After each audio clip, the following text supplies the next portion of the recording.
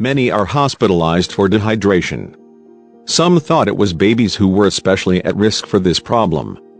What are the specific risks? How much should we drink to avoid dehydration? We are fearfully and wonderfully made, and the Creator designed marvelous systems to control body temperature, fluid balance, and the environment for optimal function. The brain, kidneys, and large arteries that monitor the blood concentration and pressure contain specialized cells that stimulate our thirst and modify urinary output as needed. These mechanisms help ensure adequate intake of water to keep our bodies and minds functioning at their best.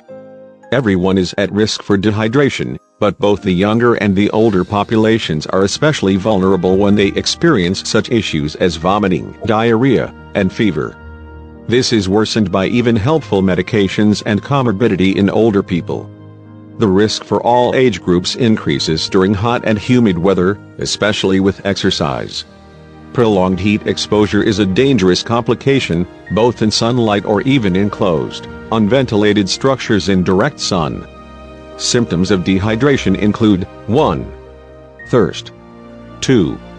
Dry mouth. 3. Confusion. 4. Fatigue. 5. Dizziness. To prevent dehydration, drink plenty of fluids and increase the amount when exercising and exposed to heat and sunshine. Schedule outdoor activities for the cooler parts of the day, such as early morning and late afternoon or early evening. Use appropriate sports drinks to help maintain electrolytes such as potassium and sodium if engaged in rigorous exercise and physical training programs. How much water should we drink every day? This depends on the heat, the humidity level, and our activity.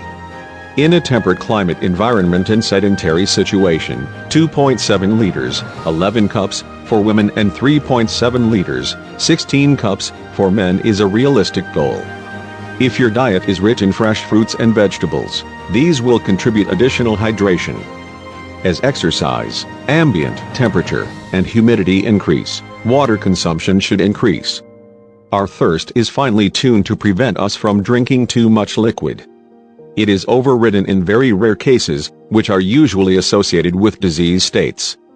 Never ignore the amazing thirst mechanism that has been included in your nervous system.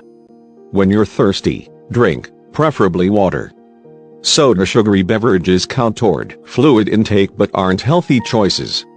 It's interesting and important to note that alcohol is dehydrating, causes fluid loss through what is called a diuretic effect, adding further woes to its use and confirming that there's no safe level of alcohol intake. A very helpful way of assessing whether our fluid intake is adequate is by observing the color of the urine.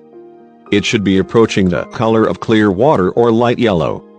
The more dehydrated we become, the darker the urine. Some foods, such as beets, vitamin supplements, and medications may discolor the urine, but generally the lighter the color the better. Drink plenty of life-giving water each day, and drink freely of the water of life.